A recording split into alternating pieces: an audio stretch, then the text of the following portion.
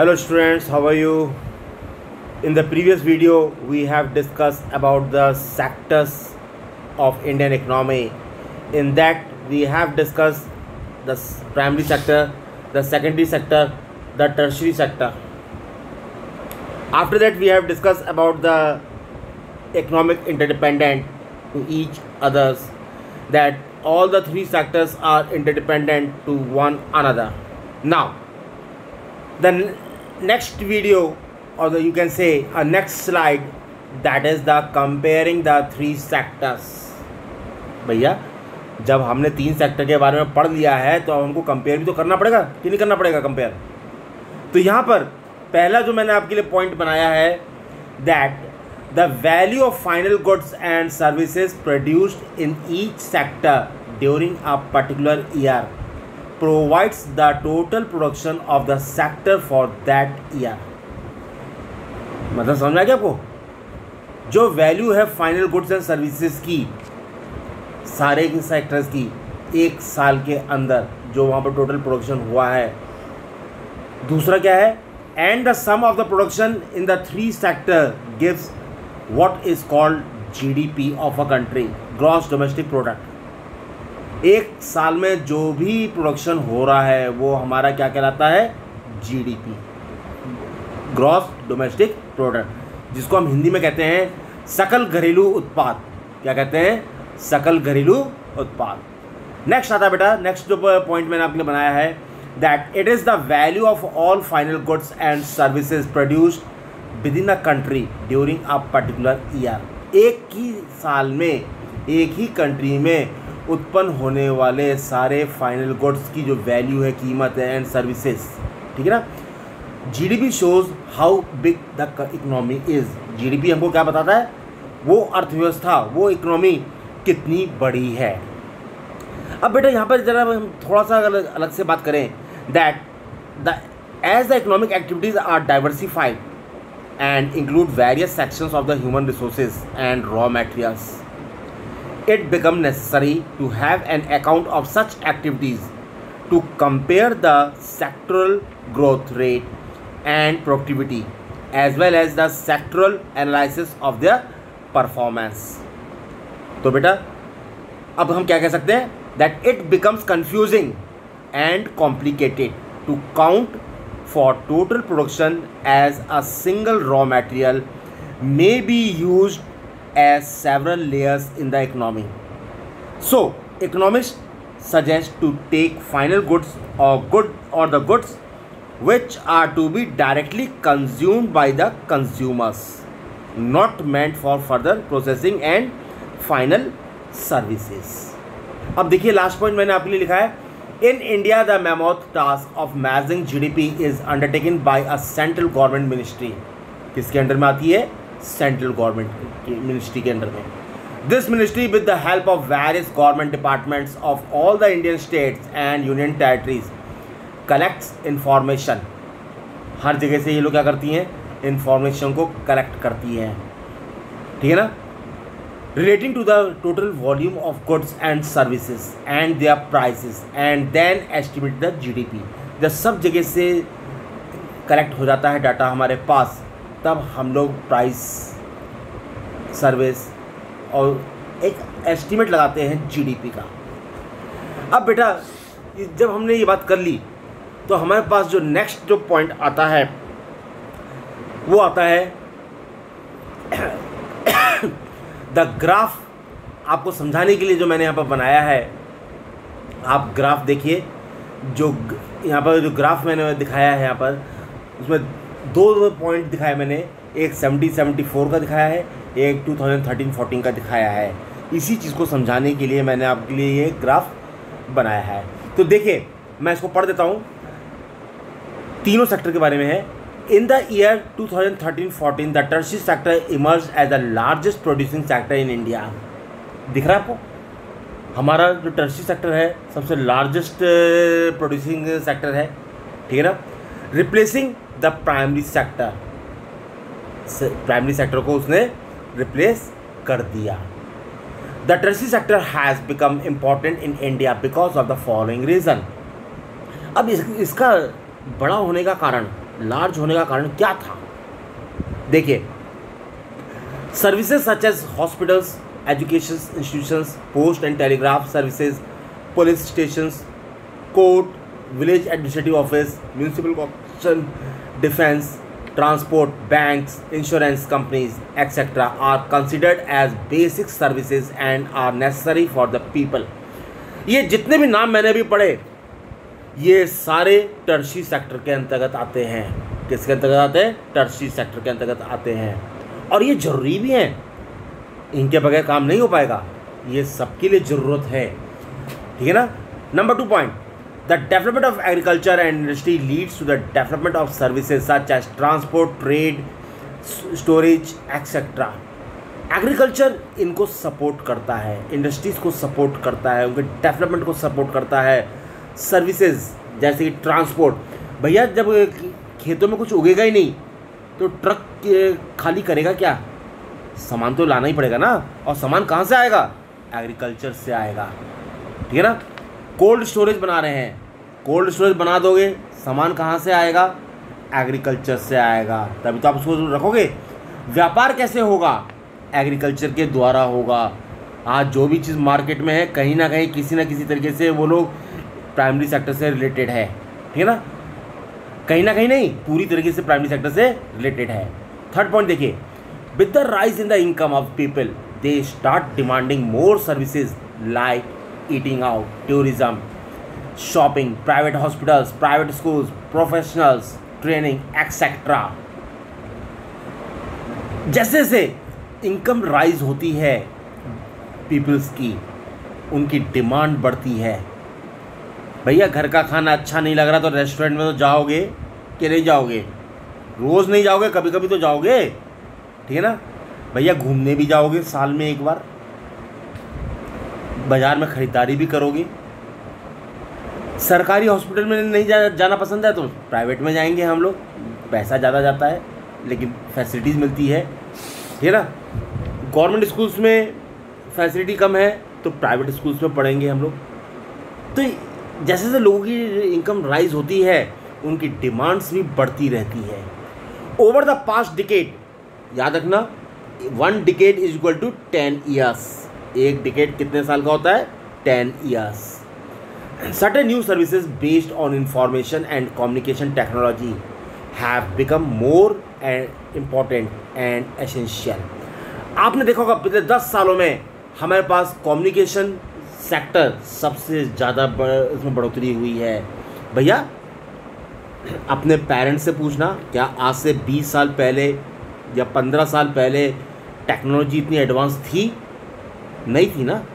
20 साल पहले क्या कोई जानता था मोबाइल फ़ोन ऐसे यूज़ होगा? जो आज नीड बन गई है, नीड बन गई ना। तो ये एक ऐसा सेक्टर है जिसने सबसे ज़्यादा एम्प्लॉयमेंट क्रिएट किया है। ठीक है ना। अब देखिए आपकी बुक में टेबल बना हुआ है, आप देखना बुक में मैंने यहाँ पर एक फ़ोटो क्लिक की है। एग्जाम्पल्स ऑफ इकोनॉमिक एक्टिविटीज़ आपका लेफ्ट हैंड साइड में बुक में लिखा हुआ है, राइट हैंड साइड खाली है। What does this show? मैंने उसको फिलअप कर दिया है। देखिए ज़रा, imagine what would happen if farmer refuse to sell sugarcane to a particular sugar mill, the mill will have to shut down. ये मैंने आपको शुरू में बताया था पहली वीडियो में। अगर एक किसान अपना गन्ना बेचने के लिए मना कर दे मिल को, तो मिल का क्या होगा? शुगर मिल का क्या होगा? क्या वो मिल बंद हो जाएगी? तो इसका क्या है? This is an example of secondary और industrial sector being dependent on the primary sector. ये किसका एग्जाम्पल है? सेकेंडरी का। ठीक है ना, जो कि प्राइमरी पर डिपेंडेंट है, जो कि प्राइमरी पर डिपेंडेंट है। दूसरा देखिए, imagine what would happen to cotton cultivation if companies decide not to buy from the Indian market and import all cotton they need from other countries. क्या होगा अगर कंपनी ने भारत से खरीदने के लिए मना कर दिया और बाहर से मंगाने की बात कही दूसरी कंट्री से? Indian cotton cultivation will become less profitable and the farmers में इवन गो बैंकरप्ट। दिवालिया निकल जाएगा। बैंकरप्ट मतलब दिवालिया, क्योंकि उनको प्रॉफिट नहीं होगा। If they can not quickly switch to other crops, अगर वो किसी और क्रॉप की ओर स्विच ऑन नहीं करते। Cotton prices will fail. तो यहाँ पर क्या होगा, this is an example of primary sector which is dependent on secondary sector. ये प्राइमरी सेक्टर का एग्जाम्पल है जो कि सेकेंडरी सेक्टर पर डिपेंड करता है। क्यों? क्योंकि भैया कॉटन कौन खरीदेगा, सेकेंडरी सेक्टर ही तो खरीदेगा। क्यों खरीदेगा भैया? धागा बनाएगा, धागे से कपड़े बनेंगे कि नहीं बनेंगे? अगर कोई मिल ही नहीं होगी तो किसान किसको बेचेगा? थर्ड पॉइंट देखिए, farmers buy many goods such as tractors, pump sets, electricity, pesticides and fertilisers. Imagine what would happen if the price of fertiliser और पंप सेट गो अप। क्या होगा? इमेजिन करो अगर इनके प्राइस राइज कर गए तो cost of cultivation of the farmers will rise and their profit will be reduced. Cultivation का जो कॉस्ट है वो राइज करेगा लेकिन प्रॉफिट रिड्यूस हो जाएगा। तो ये किसका एग्जांपल है? This is an example of the primary sector that is agriculture being dependent on the secondary sector that is industry. Last देखिए, people working in industrial and service sector need food. जितने भी लोग industrial sector में, service sector में work करते हैं उनको खाना तो चाहिए।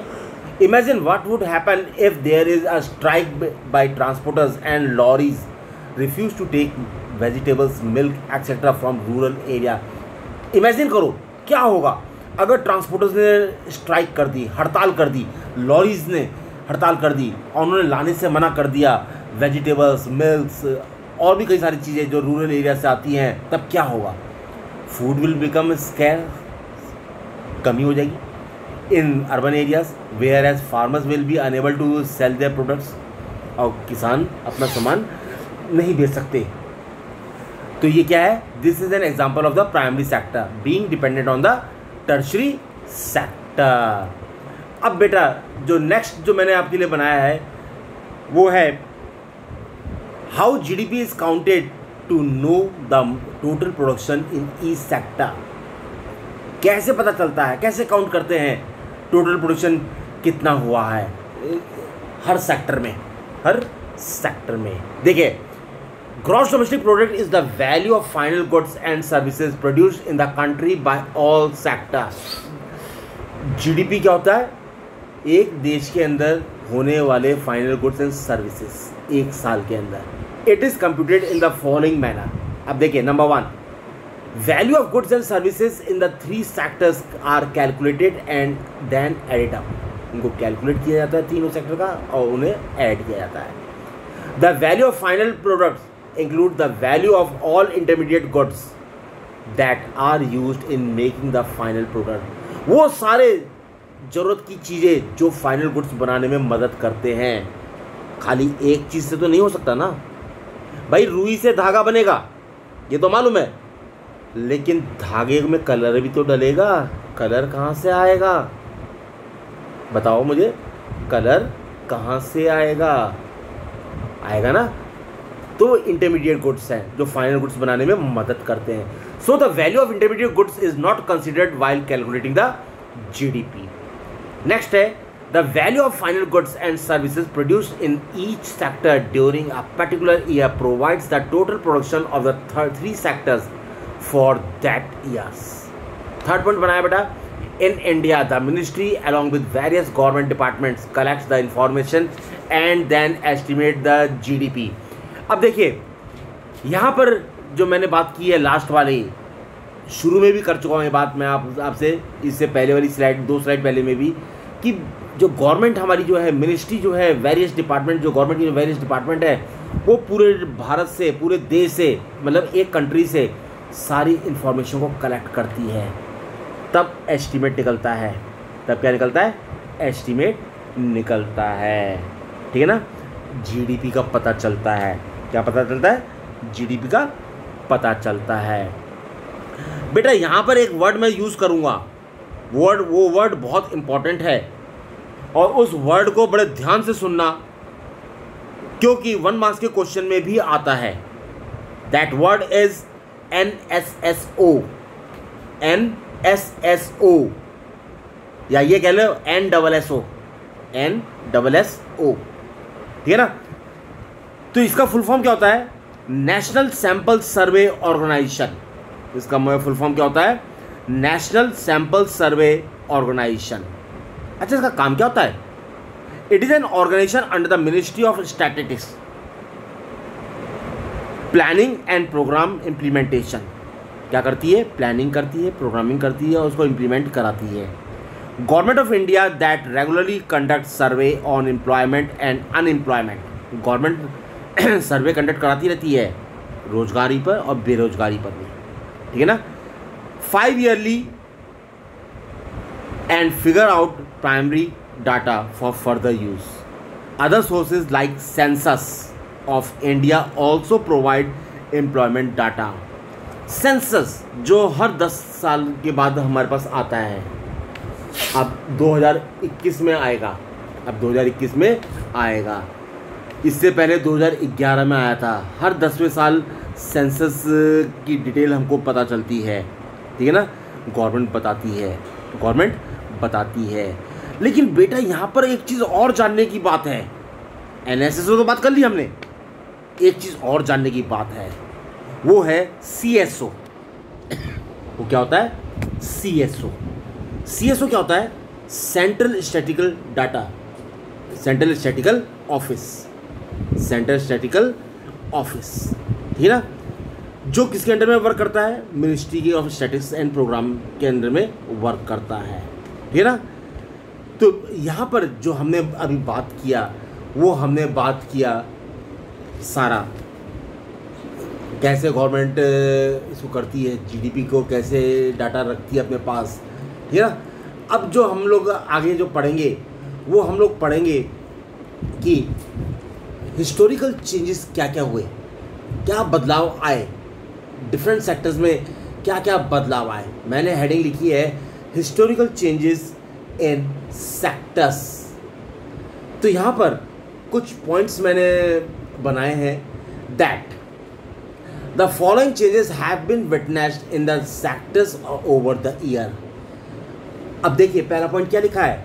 It has been generally notice that at initial stages of development primary sector is the utmost importance. भैया डेवलपमेंट तो हो रहा है, कोई भी कंट्री ले लो, डेवलपमेंट तो सब जगह का हो रहा है, लेकिन उसका मेन जो पार्ट है किसकी वजह से हो रहा है, वो है प्राइमरी सेक्टर। वो क्या है? Primary sector. नंबर 2 देखिए, as the methods of farming had changed and agriculture sector began to prosper. Prosper का मतलब खुशहाली, ठीक है ना। Many people could take up other activities. There were increasing number of craft persons and traders. भैया हमने last year भी बात किया था, क्या बात किया था? ग्रीन रिवॉल्यूशन का बात किया था, ठीक है ना। HYV सीड्स का बात किया था, आपको पता होगा, ठीक है ना।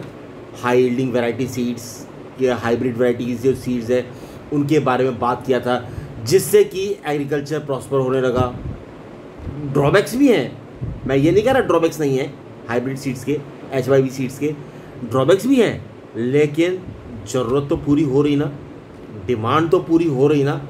हाँ, नेक्स्ट पॉइंट देखिए, buying and selling activities increase many times. खरीदना और बेचना कई गुना बढ़ चुका है पहले से। Beside there were also transport administration, army etcetera. अगला पॉइंट है, over a period of 100 years new methods of manufacturing were introduced. आज से 30 साल पहले की बात कर लो, चलो आप ज़्यादा बड़ी बात नहीं करता, 30 साल पहले उस समय की मैन्युफैक्चरिंग देखो, आज की मैन्युफैक्चरिंग देखो, मेथड जो है नया इंट्रोड्यूस हुआ है, कुछ नया हुआ है। Factories came up and started expanding, नई नई फैक्ट्रीज आ गई हैं और उनका विस्तार होने लगा है।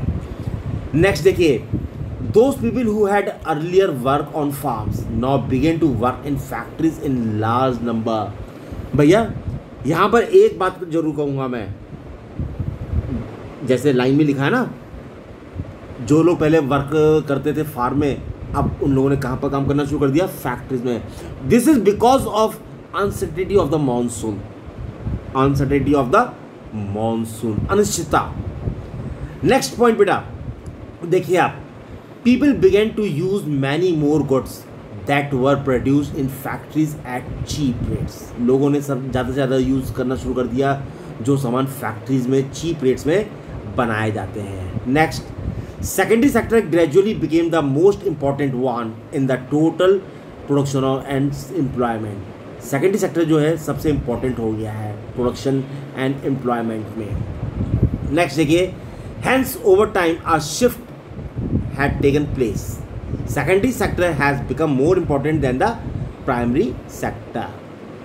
Next, in the past 100 years there has been a further shift from secondary to tertiary sector in developed countries। ज़्यादा से ज़्यादा लोग अब टर्शियरी सेक्टर में ज्वाइन कर रहे हैं। भैया वहाँ पर हर फैसिलिटी मिल जाती है, ठीक है ना, इंफ्रास्ट्रक्चर अच्छा होता है उनका, उनको पेड लीव मिलती है और वो छुट्टियाँ मिलती हैं, आपको बोनस मिलता है, उसमें आपको हेल्थ फैसिलिटी मिलती है, ठीक है ना, वेजेस अच्छे होते हैं वहाँ पर। ये लोगों ने टर्शियरी सेक्टर की तरफ जाना शुरू कर दिया। नेक्स्ट देखिए बेटा, the service sector has become the most important in terms of total production. Next है, most of the working people are also employed in the service sector. देखिए नीचे last, so in the developed countries the trend observed is that initially the primary sector is the most important, then secondary sector gains importance, and in the height of development the tertiary sector is of utmost importance। जब height की बात करते हैं, जब चढ़ाव की बात करते हैं तो उसमें टर्शियरी सेक्टर ने बाजी मार ली, इसमें बाजी मार ली, ठीक है ना। अब देखिए, अब ये जो टर्शियरी सेक्टर की जो बात चल रही है तो इसमें हम बात करते हैं rising importance of the tertiary sector in production. किस प्रकार से टर्शियरी सेक्टर राइज कर रहा है, in the year 2011-12 the tertiary sector has emerge the largest producing sector in India, replacing primary sector. भैया बहुत तेज़ी से आगे भाग रहा है। Why is the tertiary sector becoming so important in India? इसके कई सारे रीज़न हो सकते हैं ना, क्यों है ये, सुनिएगा। पहला पॉइंट है, first, in any country several services such as hospitals, educational institution, post and telegraph services, police station, court, village administrative office, municipal corporation, defence, transport, banks, insurance companies etcetera are required. इस बात को मैं पहले slide में भी कर चुका हूँ, ठीक है ना। ये सब सर्विस सेक्टर के अंतर्गत आता है और ये सब एसेंशियल हैं आज की तारीख में। नंबर 2 है, the development of agriculture and industry leads to the development of services such as transport, trade, storage etcetera. Third है, as income level rise certain sections of the people start demanding many more services like eating out, tourism. ये सब मैं बातें आपको पहले कर चुका हूँ। तो यहाँ पर जो मैंने दिखाने का मतलब था ये है rising importance of the tertiary sector.